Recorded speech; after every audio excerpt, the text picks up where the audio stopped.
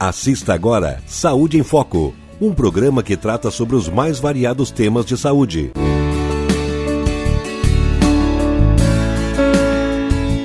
Olá, esse é o Saúde em Foco, um programa do Hospital Beneficente de São Pedro. E hoje nós vamos falar sobre uma super novidade que chega a Garibaldi, que é a cirurgia bariátrica. E o nosso convidado hoje é o Dr. Luciano Neto Santos. Ele que é cirurgião bariátrico. Dr. Luciano, seja muito bem-vindo ao Saúde em Foco. Muito obrigado, Andy.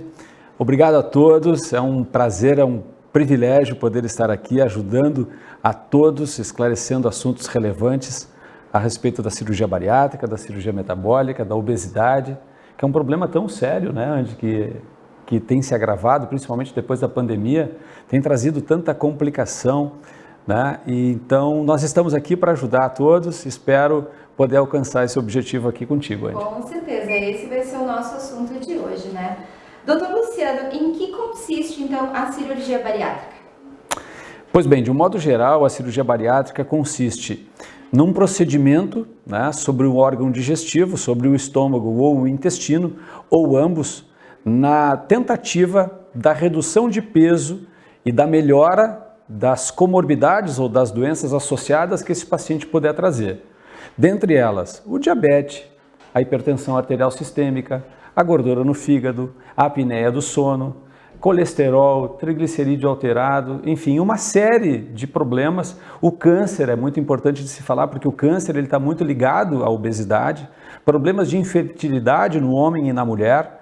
Então, são problemas que, na realidade, vêm junto com a obesidade, são fatores agravantes dessa doença, né, ao passar dos anos no meio da nossa população. E doutor, quem pode ser submetido a uma cirurgia bariátrica? Vamos falar de dois aspectos. Nós temos a questão número, né? Nós falamos de índice de massa corpórea. Um paciente que tem um índice de massa corpórea acima de 35 quilos por metro quadrado, eu já vou explicar a vocês como é que nós podemos calcular isso, ou os pacientes que têm um índice de massa acima de 40 quilos por metro quadrado, sendo que neste primeiro 35 quilos por metro quadrado, mais doenças associadas, têm indicação de cirurgia bariátrica. E os pacientes que têm acima de 40, com ou sem doença associada, têm indicação para cirurgia. Como é que eu faço esse cálculo? Bom, é uma relação de peso e de altura, Andy. Eu vou calcular o meu peso, né, digamos 100 quilos de peso, para quem tem 1,60 m. Eu vou pegar esse 1,60 m, vou multiplicar 1,60 m vezes 1,60 m e vou ter um resultado. Eu pego o peso, esses 100 quilos, e divido pelo quadrado dessa altura. Isso vai resultar no IMC, no índice de massa corpórea. Os pacientes que têm um índice de massa corpórea acima de 35 quilos por metro quadrado, com doenças associadas, né, diabetes mellito, hipertensão, tudo que nós já falamos agora na pergunta anterior, ou os pacientes com índice de massa de 40 ou mais, com ou sem doença associada, têm indicação para cirurgia bariátrica ou cirurgia metabólica. E existe mais de um tipo de cirurgia bariátrica, então? Existe. Como é que é? Conta um pouquinho para nós sobre isso. A cirurgia bariátrica ou a cirurgia metabólica é dividida em algumas... A técnica hoje, né, que nós mais falamos, ou duas técnicas que nós mais falamos, é a cirurgia do bypass e a cirurgia do sleeve. A cirurgia do bypass consiste na diminuição do estômago, do espaço gástrico, e o desvio intestinal. Então, nós fazemos uma diminuição deste estômago, não retiramos nada de dentro do corpo do paciente, né? E fazemos um desvio intestinal para que haja uma diminuição da absorção, principalmente das gorduras e do açúcar, né? Então, especialmente para os pacientes que têm doenças mais metabólicas, tem uma indicação, né, um privilégio de fazer mais a cirurgia do bypass. A cirurgia do sleeve, né, que é uma gastrectomia, que é um procedimento que nós fazemos somente sobre o estômago, nós diminuímos a capacidade desse estômago, tiramos 2/3 deste estômago, fazendo uma gastrectomia vertical, né? Então o estômago tem um formato de globo, nós passamos uma sonda molde por esse estômago e passamos uma linha de grampeamento, dividindo ele em duas partes. 2/3 saem do abdômen, 1/3 fica dentro do abdômen. Há pacientes para indicação de um tipo de cirurgia e há pacientes para indicação do outro tipo de cirurgia. Além dessas duas, nós temos outras técnicas desenvolvidas no nosso meio, hoje em dia muito difundidas. Nós podemos falar de pelo menos 4 ou 5 técnicas muito bem difundidas, né? Mas eu diria que essas duas são as técnicas mais utilizadas no nosso meio atualmente. E uma é mais utilizada que a outra? Tem alguma que se destaca mais por algum motivo, por ser mais comum ou por terem pacientes que mais se enquadram a essa técnica? É interessante a tua pergunta. É uma necessidade nós investigarmos esse paciente, né? Tanto que o paciente ele passa por critérios de avaliação iniciais com o cirurgião, com a psicóloga, com o nutricionista, com um educador físico, com um pneumologista, com um cardiologista, com um endocrinologista, para nós apurarmos todas as deficiências que esse paciente tem desde o início. Então, digamos que esse paciente ele tenha 38 quilos por metro quadrado e seja um diabético e talvez tenha doença do refluxo com uma hérnia de hiato associada. Esse paciente nós vamos estudá-lo e nós vamos oferecer a ele uma das técnicas que seja talvez a mais adequada para aquela situação. Então o paciente muitas vezes ele vem com a ideia, doutor, eu quero fazer aquela cirurgia que mexe no intestino, ou eu quero fazer uma cirurgia que não mexe no intestino. Mas nós precisamos entregar para esse paciente a ideia de que ele precisa de uma cirurgia que traga o melhor resultado, que entregue a melhor qualidade de vida. Então, não é somente numa consulta, então são várias consultas que esse paciente precisa fazer, ele passa por critérios de avaliação, né, por vários profissionais, até nós chegarmos lá no fim e decidirmos juntos, né? O paciente ele incrementa também na decisão, nós precisamos decidir juntos qual a técnica que vai ser a ideal para ele. Às vezes, há pacientes que talvez não tenham indicação, tenham um índice de massa menor e que podem realmente tentar um tratamento clínico com a equipe sem passar por cirurgia. Isso pode acontecer. E qual é o perfil, doutor, do paciente que não tem indicação para fazer cirurgia bariátrica? Os pacientes, quando eles nos procuram, né, nós trabalhamos na área da cirurgia bariátrica já há 21, 22 anos. Há muito tempo atrás, os pacientes vinham, né, não conhecendo a questão do índice de massa, não sabendo muito a respeito da doença, não relacionando as comorbidades, né, que eu acabei de falar, não relacionando as comorbidades com a obesidade em si. Então, às vezes o paciente vinha preocupado com o diabetes, mas com 140 quilos. E não se preocupava com 140 quilos, se preocupava com o diabetes. Então, quando ele começou a entender e ligar uma doença a outra, ou que uma doença é a consequência da outra, nós então começamos a ter uma facilidade em explicar para esses pacientes que eles têm um complexo de doenças. O paciente obeso mórbido é um paciente que tem um complexo de doenças, é um paciente que tem doenças multifatoriais. Então tem a questão genética, né, com a questão hereditária, a questão cultural, nós temos algumas questões que são próprias do meio, né, que são ambientais, que são fatores que distribuem dentro da população, uma região onde se tem comida farta, onde se bebe bastante, onde se ingere mais álcool. Né? Existe uma tendência a esse povo ter um aumento de peso, né? Incrementar na população um aumento de peso, então isso aumenta a densidade da obesidade mórbida no meio. Doutor, o paciente que te procura com interesse em fazer uma cirurgia bariátrica, em ser um candidato à cirurgia bariátrica, ele vem com outras doenças, ele vem carregado com outras doenças ou é com o sobrepeso? Porque tu comentaste agora, né, sobre o diabetes e outras situações, então, na grande maioria dos pacientes, eles te procuram, obviamente, por causa do peso, né, mas eles chegam com outras doenças? Chegam. Muitas vezes os pacientes não sabem a quantidade de doenças que eles têm.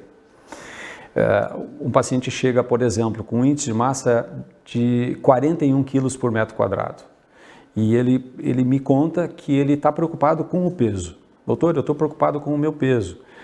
Eu tenho aumentado muito de peso, eu sou de família de obesos e eu quero resolver a minha obesidade. Então, claro, nós começamos a investigar esse paciente, eu ofereço a ele, né, uma gama de exames. Esse paciente vai passar por exames clínicos, por exames de laboratório, vai passar por exame de ecografia de abdômen, vai passar por exame de endoscopia, vai passar por exames cardiológicos, exames pulmonares, polissonografia, se houver uma suspeita de que ele tem apneia do sono, vai passar por exames de rastreio e que muitas vezes, na próxima consulta, ele vai acabar descobrindo que além da obesidade, ele tem outras doenças muito graves.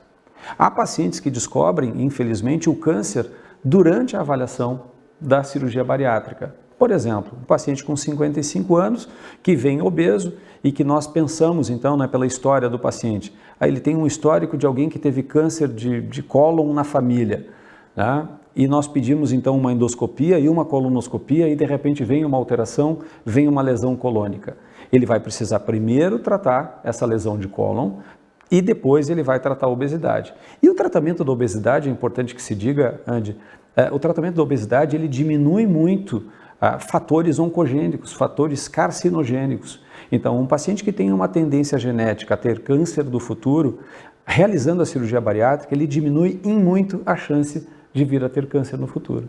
E em virtude, doutor, desses multifatores, né, a cirurgia oferece algum risco para o paciente que ele está acima do peso e do paciente que está acima do peso e também possui outras doenças? Sim, a cirurgia não é exímia de risco, mas eu falo hoje em 2021, a cirurgia é extremamente segura. A capacidade de mortalidade que as doenças clínicas têm, elas chegam a 20% para um paciente que não realiza a cirurgia. Por exemplo, um paciente que já sofreu um infarto, ou um paciente que tem uma angina, hipertenso, cardiopata, né? O paciente que tem um problema cardíaco já de tempo, que tem apneia do sono, ou que tem outras doenças associadas, esse paciente ele chega a ter 20% de chance de mortalidade súbita em casa. Hoje, a chance de complicação numa cirurgia bariátrica é em torno de 0,1, 0,2%. Se nós fizermos um cálculo matemático, é mais fácil ou tem 100 vezes mais chances de haver uma complicação clínica do que uma complicação cirúrgica. A cirurgia, o instrumental, os equipamentos, eles são extremamente seguros hoje em dia. Dificilmente se tem uma complicação em cirurgia bariátrica, mas ela pode acontecer. A fístula é uma realidade ainda, o sangramento é uma realidade, o índice de embolia pulmonar ou de trombose venosa profunda também diminuíram muito com o advento de medicamentos novos, né? Esses anticoagulantes que são usados de forma seletiva para impedir que o paciente tenha realmente uma trombose venosa, uma embolia pulmonar no pós-operatório. Isso assegura muito de que o procedimento ele é efetivo, ele é seguro, ele é eficaz. O risco ele existe em qualquer procedimento cirúrgico, né? Independente se é bariátrica ou outro procedimento. E eu afirmo a vocês que o risco da cirurgia bariátrica hoje, ele é igual ou menor que o risco da cirurgia da vesícula biliar. Ele é igual ou menor que o risco da cirurgia de hérnia inguinal. Ele é menor ou igual que uma cirurgia de apêndice secal, de uma apendicite. Por quê? Porque esse paciente ele é muito investigado no pré-operatório.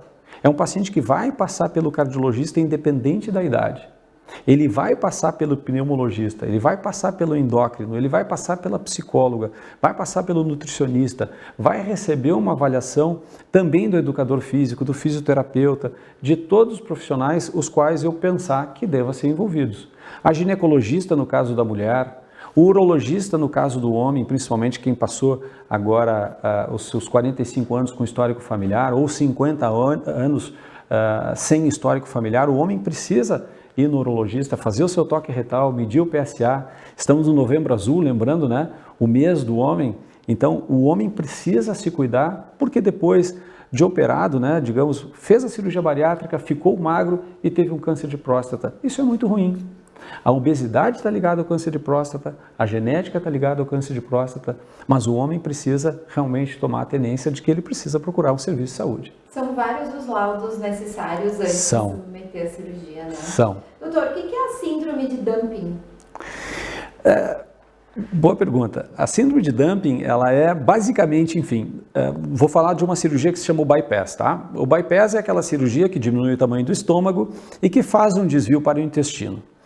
Os pacientes que se submetem a essa cirurgia, quando eles ingerem uma quantidade demasiada de alimentos doces, né, de alimentos que contêm açúcar, que contêm carboidrato, Às vezes na questão do esvaziamento gástrico, quando isso acontece de forma muito rápida, a ingestão rápida e a liberação rápida do açúcar dentro da câmara gástrica e do intestino faz com que aconteça um fenômeno metabólico muito rápido, levando à sudorese, à hipotensão postural, ao mal-estar, e enjoo, dor de estômago, palidez. Então é uma série de achados, de sinais e sintomas que estão ligados à famosa síndrome de dumping.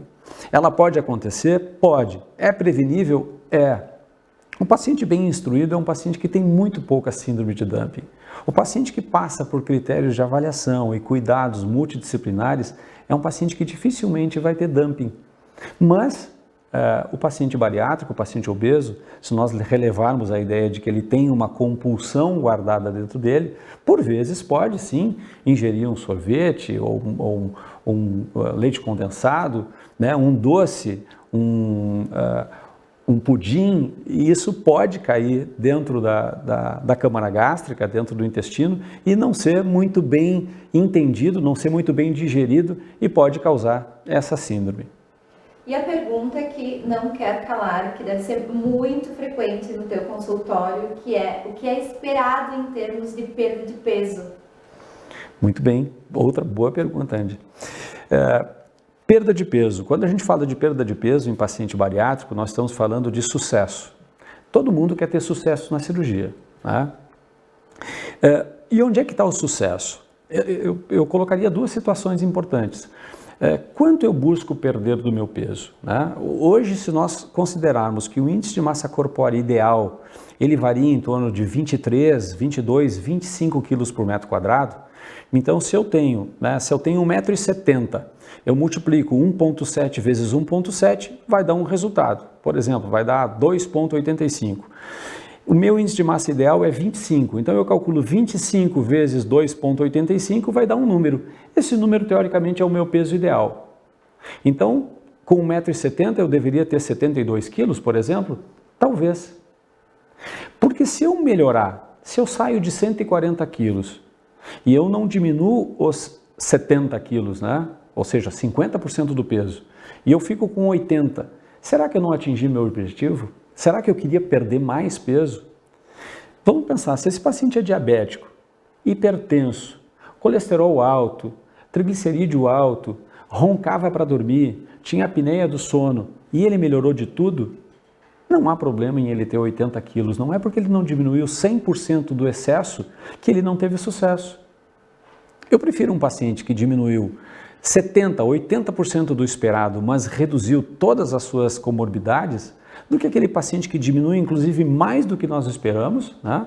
Por exemplo, esse paciente deveria ter 70 quilos, ele diminuiu 75 quilos, ele ficou abaixo do peso esperado, reduziu muito, se empolgou demais, né? Consumiu muito massa magra e talvez não tenha melhorado as comorbidades, né? Então eu preciso também me preocupar com isso. Sucesso em cirurgia ou a redução de peso, eu não diria que é um processo secundário, mas ele é tão importante quanto a redução das outras doenças associadas à obesidade.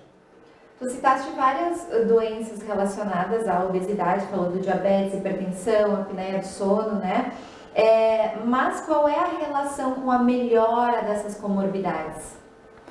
Bom, quando nós temos um paciente obeso, né, falando de forma muito simplificada, a gordura corpórea, né, a capa de gordura que ocupa o corpo deste paciente, essa gordura ela impede um processo metabólico normal.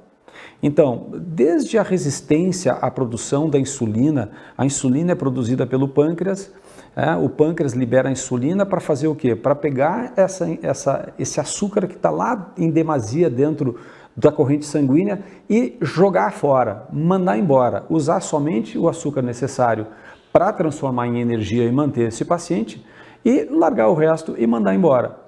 Quando existe a obesidade, quando existe uma camada de gordura, é praticamente impossível ter a ação da insulina por completo. Então, o aumento da resistência à insulina não permite que esse pâncreas libere totalmente a sua substância para que vá lá dentro do vaso sanguíneo e que tire esse excesso de açúcar. Vai acumular o açúcar no organismo e isso pode desencadear o processo do diabetes. E se eu tenho uma reserva de açúcar maior, esse açúcar também vai se transformando em mais gordura ainda.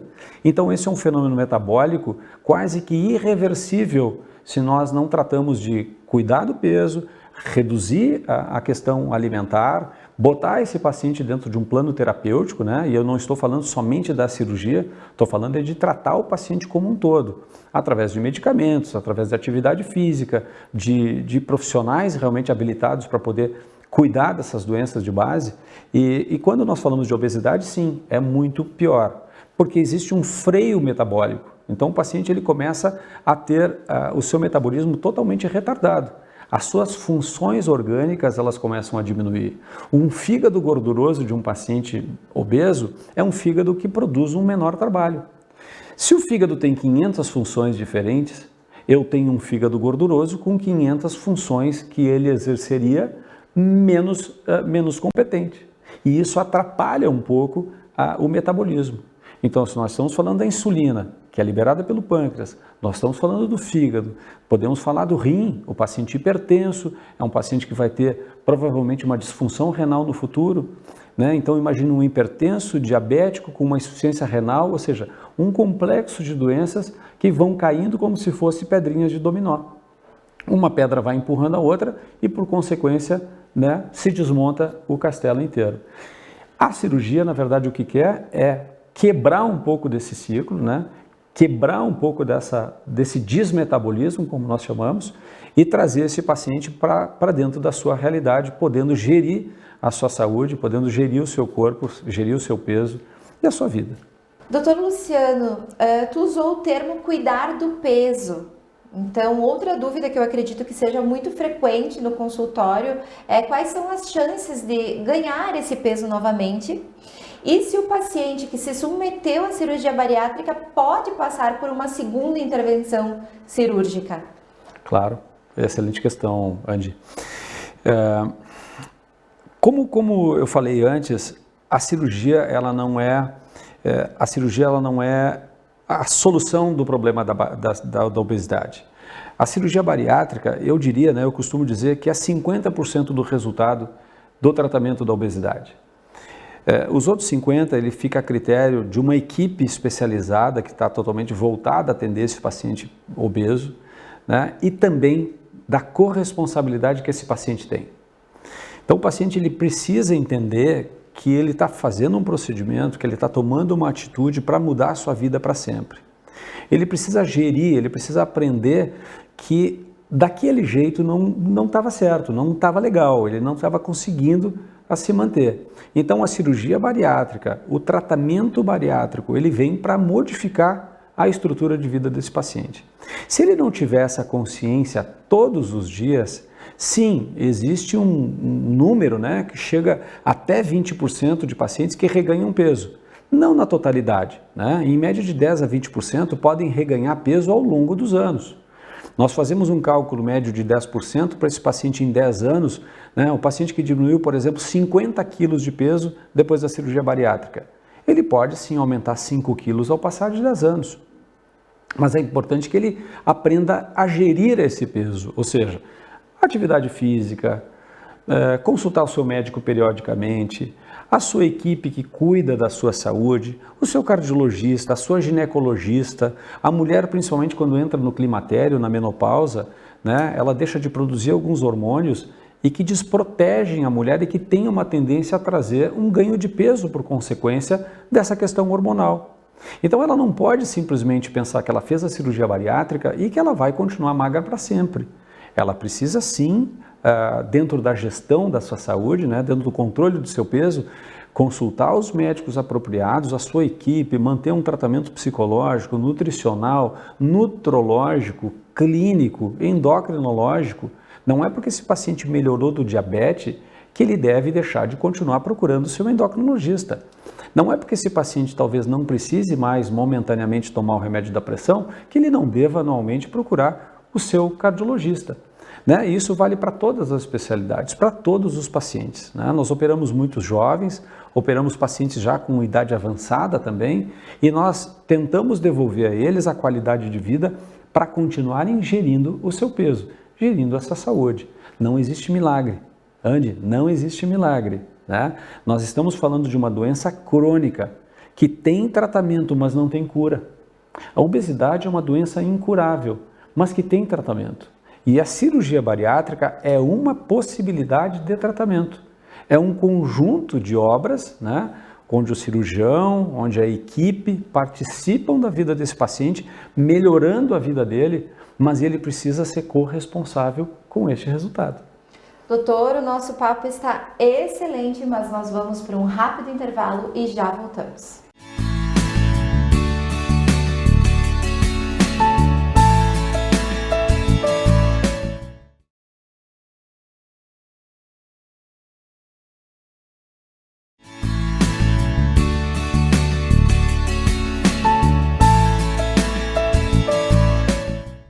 Em mais um Saúde em Foco, hoje o assunto é cirurgia bariátrica e estamos aqui com o Dr. Luciano Neto Santos, conversando conosco nesse segundo bloco.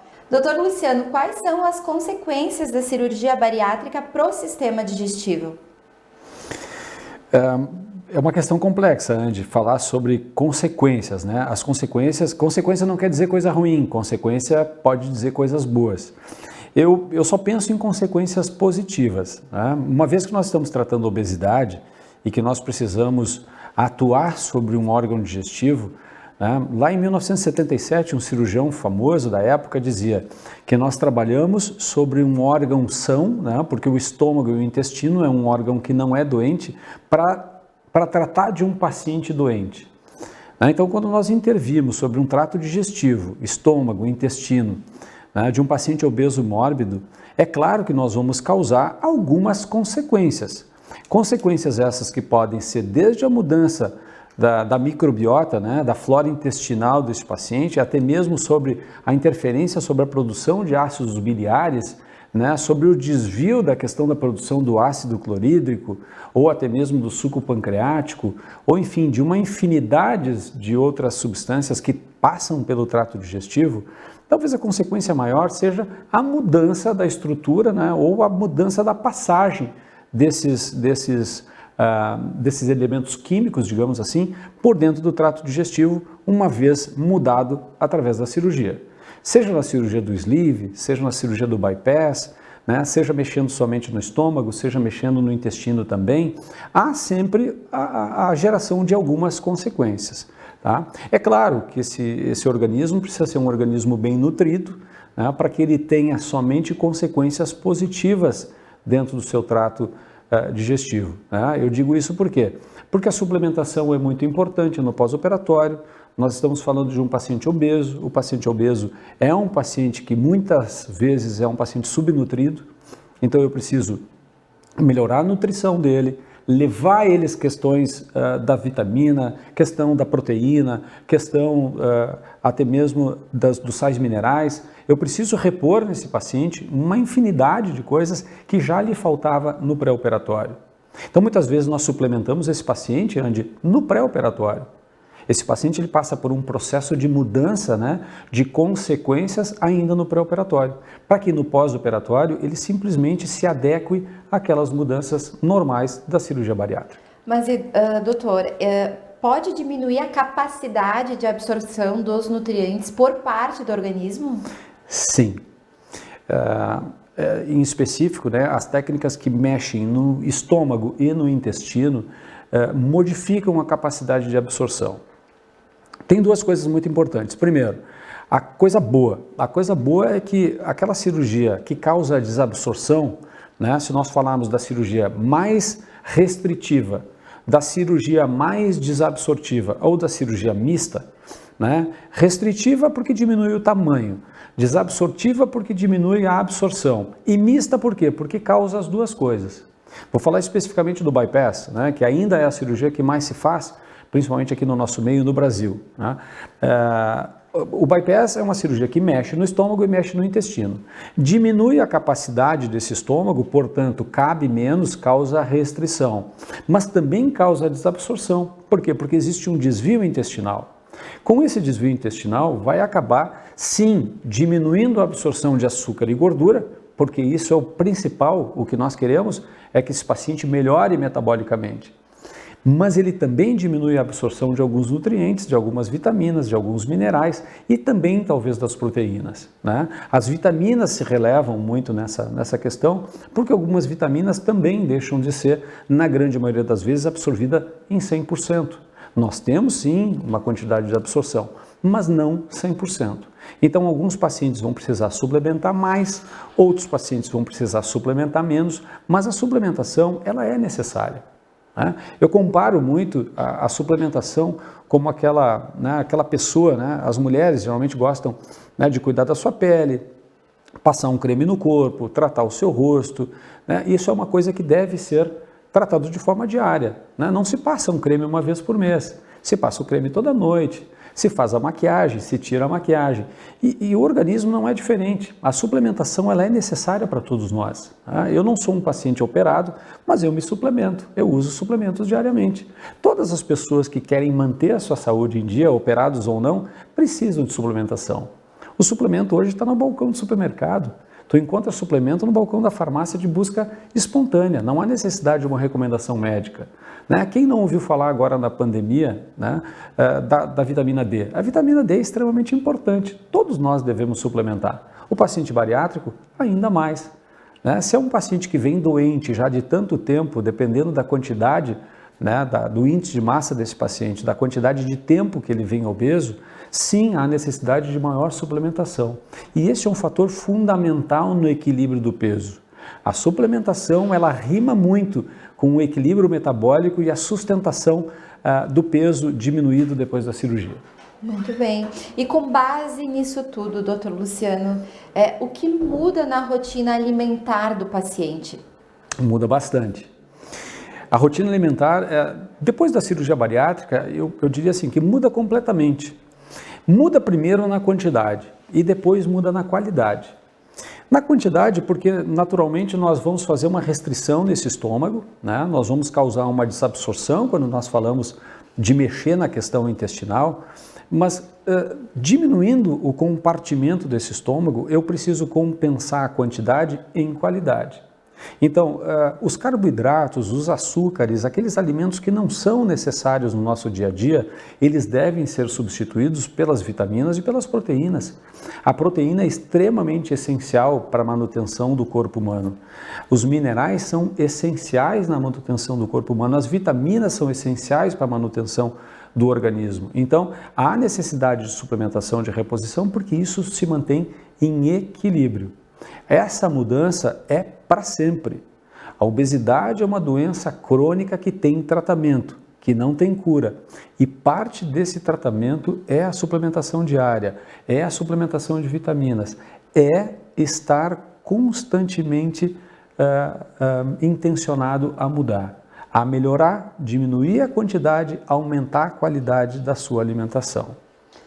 Nós vivemos uma cultura, só para complementar, todos nós buscamos lugares, restaurantes, lanchonetes, onde a comida é barata e se serve em demasia. Isso é cultural, isso faz parte da cultura nossa, da região, do mundo. Então nós queremos comer, seja um fast food, com um valor pequeno e uma quantidade maior. Comer um hambúrguer com batata frita, o bom é que o pacote venha bem recheado, que o pão seja grande, que o bife seja grande. E eu não penso que isso, nós não pensamos que isso seja sinônimo de qualidade. A qualidade é poder se alimentar bem, ter as quantidades necessárias de vitamina, proteína, sal mineral, os líquidos também, diminuir as calorias, porque isso é muito importante na manutenção do peso. O acompanhamento médico, ele é essencial também durante esse processo, no acompanhamento do paciente. Mas e a equipe multidisciplinar envolvida? Qual que é a importância dela? Ela é de vital importância, Adi. Eu considero hoje, eu trabalho com uma equipe lá na minha cidade e que já há muitos anos isso é trabalho em equipe. nós não submetemos nenhum paciente à cirurgia se não avaliado por toda a equipe. Nós tivemos a oportunidade de operar em vários outros lugares, mas sabíamos que cada lugar que nós íamos, esse paciente era submetido a avaliações criteriosas pela equipe multidisciplinar, com a psicologia, com a nutrição, com o endócrino, com a cardio. Eu não canso de dizer isso, Andy, por quê? Porque a avaliação ela é complementar, a avaliação multidisciplinar ela é muito importante, ela impacta fortemente no resultado da cirurgia. A cirurgia, ela resolve, gente, 50%. A equipe multidisciplinar resolve parte dos outros 50%. E é claro, eu continuo dizendo, o paciente ele é muito importante, ele tem que ter um interesse na mudança. Se eu levo um problema para o meu médico, eu tenho que estar interessado em resolver esse problema junto com ele. A obesidade não é um problema que se larga no colo do médico e diz, me opera, me emagrece, me trata, resolve para mim. Eu, como paciente, preciso entregar para ele a condição necessária para trazer o resultado de volta para mim. Porque senão é muito complexo e às vezes nós podemos não atingir o resultado que esse paciente espera. Às vezes ele pode sair um pouco frustrado, por quê? Porque a intenção era diminuir 50 quilos e melhorar do diabetes, melhorar da hipertensão, da dislipidemia, da apneia do sono. Ele não diminuiu 50, ele diminuiu 42, mas ele melhorou de tudo, mas ele queria os 50 quilos. É importante se entender que o resultado ele faz parte de um complexo de coisas, onde o sucesso da cirurgia está na melhora muitas vezes da depressão, daquele afastamento social. O obeso por si só, ele é um paciente afastado, ele está à parte da sociedade. Muitas vezes ele não cabe na catraca do ônibus, na poltrona do avião, não há um lugar no cinema destinado para esse paciente. E quando ele volta a interagir, quando ele se sente igual na sociedade, isso já é um fator de sucesso na cirurgia. Autoestima, né? Melhora a autoestima, ele se reinclui, ele passa a fazer parte da lista quando ele concorre com um paciente ou com um candidato, né? Dentro de um emprego, numa vaga de emprego, quando ele é um paciente já submetido à cirurgia, que ele está magro, né? Que ele está operado, ele é um paciente que ele está de igual para igual. Sinceramente, os pacientes são discriminados hoje, né? O paciente obeso, ele é discriminado, né? Se abre aspas para dizer, esse é um paciente bomba relógio. É complicado contratar para um trabalho um paciente obeso mórbido, porque se sabe que uma hora ou outra ele vai ter um tipo de complicação. É triste, eu sei que é chato dizer isso, mas é uma realidade. Então o tratamento, né, da obesidade hoje está aí com vários, né, com uma cirurgia já sedimentada, há tantos anos ela já acontece no mundo inteiro, no nosso meio hoje é uma realidade, a gente está tentando trazer essa realidade para todas as pessoas, né, abrindo a possibilidade de tratamento. Então é isso que nós queremos, é alertar a população, saber que existe a possibilidade de tratamento, a cirurgia é uma realidade, é um procedimento seguro, né? Cada vez nós vemos desmistificando mais a cirurgia, né? Tirando o medo do paciente. O paciente tem que ter medo de continuar obeso, ele tem que ter medo de continuar doente, ele tem que ter medo do diabetes, ele tem que ter medo da hipertensão, medo do infarto, medo da trombose, medo da embolia, do acidente isquêmico cerebral. Isso sim tem que gerar medo. Agora, a possibilidade de tratamento, poder oferecer isso em forma de cirurgia, em forma de tratamento multidisciplinar, Andy, eu acho que isso é maravilhoso. Belas colocações. Doutor Luciano, falamos sobre vários aspectos, fatores, mas não falamos ainda sobre a recuperação na cirurgia. Conta para nós um pouquinho como é que é o pós-operatório. Pois então, há 22 anos atrás nós começamos os trabalhos em cirurgia bariátrica. E naquela época a cirurgia era feita totalmente por laparotomia, né? Fazíamos a cirurgia por corte. Então era uma incisão grande, né? Os pacientes ficavam internados vários dias, né? Uma semana em média.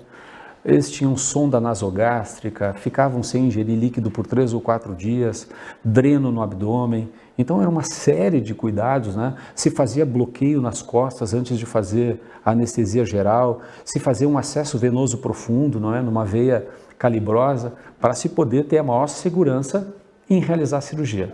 A chance de complicação era bem maior, a demora na recuperação também era bem maior. Esses pacientes ficavam afastados do trabalho 30, 60, 90, 120 dias, muitas vezes.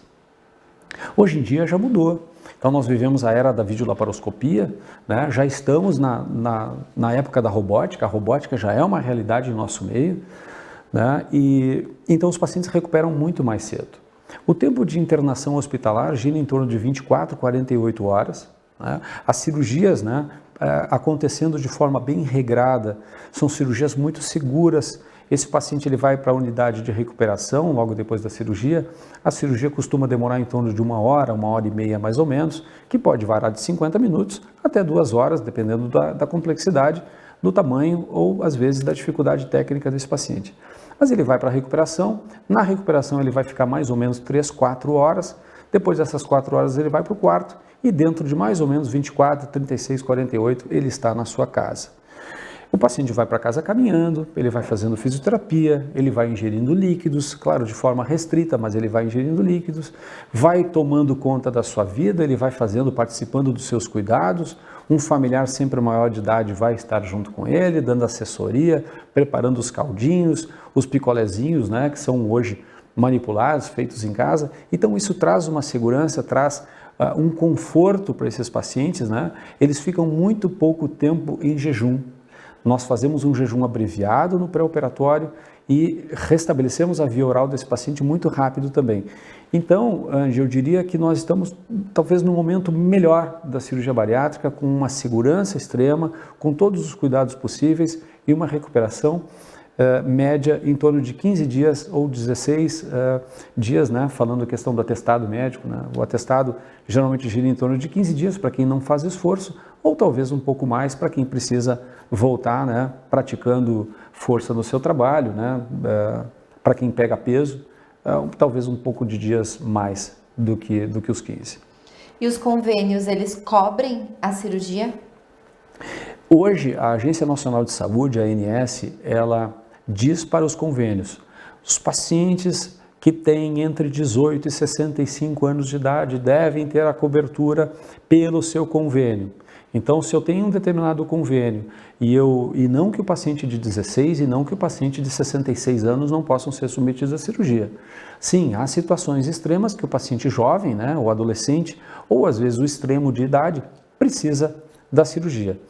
Mas vamos tratar desse paciente que a ANS diz, olha, o convênio de saúde deve sim pagar a cirurgia para esse paciente. Pois bem, está contemplado, está no rol da ANS, essa cirurgia deve ser contemplada.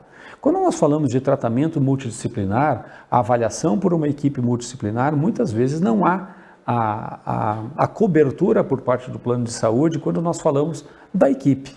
Né? Muitas vezes pode ser que o endócrino não atenda aquele plano de saúde, pode ser que a psicóloga e a nutricionista não atendam para o plano de saúde, enfim, existe toda a parte anexa à terapia bariátrica, né? À cirurgia bariátrica, que sim, aí o paciente precisa complementar com valores ou a equipe ou os profissionais que trabalham com esse cirurgião para poder complementar o seu tratamento ou o seu pacote de tratamento adicional.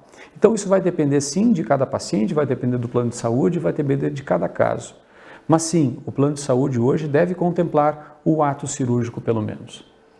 Doutor, existem pessoas que têm medos ou até paradigmas de serem quebrados de que é uma cirurgia demorada para ser realizada, difícil de conseguir um espaço para ser realizada. Isso é fato? Como é que é? Depois da primeira consulta, em quanto tempo é possível realizar a cirurgia? Isso é relativo. Nós não temos um tempo médio para eu te dizer que depois da segunda consulta com o cirurgião esse paciente vai estar apto. Porque se nós pegarmos um paciente, por exemplo, ele pode não ser hipertenso, mas ele é depressivo.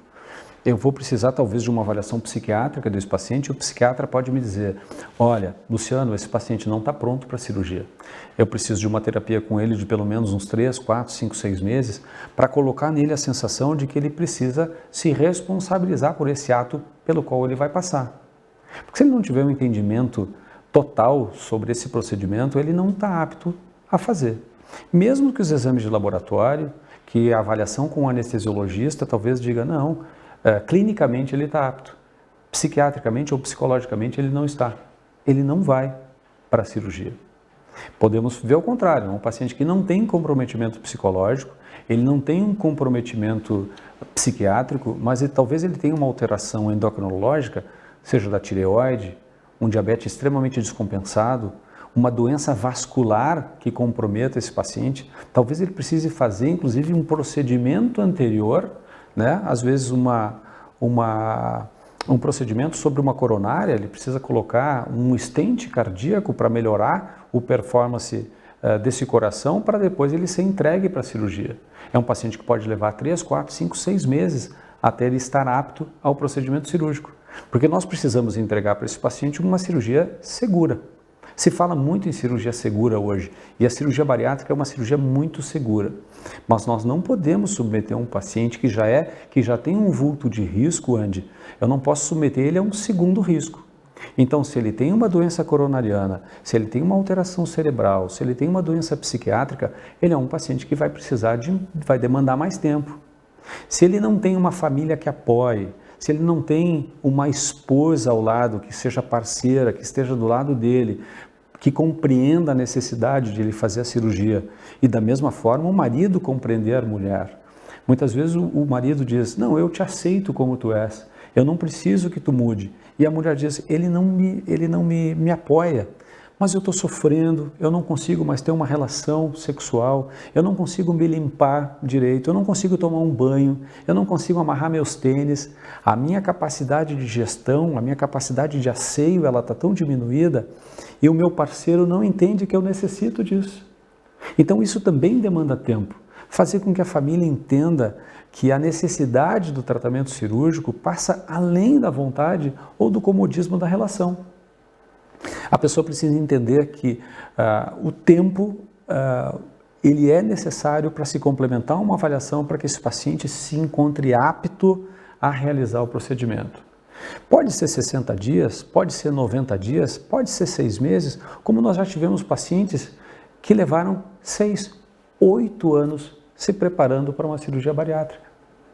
Nós tivemos um recorde que foi um paciente que levou 11 anos conosco até ele se entregar para a cirurgia e hoje vive muito bem, feliz, contente, mas ele precisou entender ao passar dos anos, algumas coisas se passaram na vida dele, né? Algumas perdas ele realizou, infelizmente, até realmente ele se dar por conta de que a cirurgia seria talvez a sua salvação. Realizou a cirurgia, está muito bem hoje, completou a sua fase, o seu ciclo, segue em cuidado e muito bem e feliz até hoje. Cada qual no seu tempo, né, doutor? Isso, para tudo tem tempo. Isso mesmo. A cirurgia bariátrica é uma novidade em Garibaldi, então, doutor, deixe os teus contatos para quem nos assiste e que tem interesse em saber mais sobre o assunto ou que necessita de uma consulta. Eu agradeço pelo convite, Andy, em nome de vocês, em nome do Hospital São Pedro, em nome do Rangel, que me convidou gentilmente para vir conhecer o serviço, para a gente tentar montar alguma unidade aqui para poder alcançar esse povo a possibilidade do tratamento da obesidade, e não que a obesidade tenha que ser exatamente cirúrgica, mas a obesidade eu acho que ela exige tratamento, é uma realidade que nós temos. Nós percebemos que a obesidade infantil aumentou bastante também, né? Agora nessa era digital, onde as crianças, né, elas ficaram cerceadas do direito de brincar durante a pandemia, nós ficamos trancados em casa, nós comemos demais, e isso traz uma certa preocupação. Então, eu não penso que a cirurgia vai resolver o problema de todo mundo, mas a cirurgia é uma realidade, ela está aqui, é um procedimento seguro. Hoje, com a capacidade técnica que nós temos, né, na instituição, eu penso que sim, eu acho que é uma ideia muito legal, muito bacana, de vocês alcançarem para a comunidade essa possibilidade e trazer essa realidade aqui para perto. Eu vou estar aqui à disposição, mais tarde a gente vai alcançar os canais aí possíveis para vocês alcançarem. Se vocês quiserem nos seguir, nós temos um trabalho em Caxias do Sul que é muito bacana. Podem me seguir pelo meu nome mesmo, @Luciano Neto Santos, vocês vão me ver na parte privada, vão conhecer minha família, não tem problema nenhum. O nosso trabalho, nós desenvolvemos o trabalho através da Centrobese. A Centrobese é a nossa empresa lá em Caxias do Sul, para quem quiser seguir, @Centrobese, ou dentro do site, no www.centrobese.com.br, vocês vão ter acesso às pessoas que trabalham conosco, à nossa equipe, e mais tarde a gente vai estar aqui juntos, né? Eu vou poder estar ajudando todo mundo por aqui, Vamos montar uma equipe, talvez, para poder trabalhar, para poder lidar com a obesidade aqui perto, né? Pessoas que estejam habilitadas, bem treinadas, com vontade de participar, de melhorar a vida das pessoas. Essa é a nossa vontade, é por isso que a gente está aqui. Doutor Luciano, muito obrigada pela tua participação no nosso programa. A todos, muito obrigada por ficarem conosco hoje e até a próxima.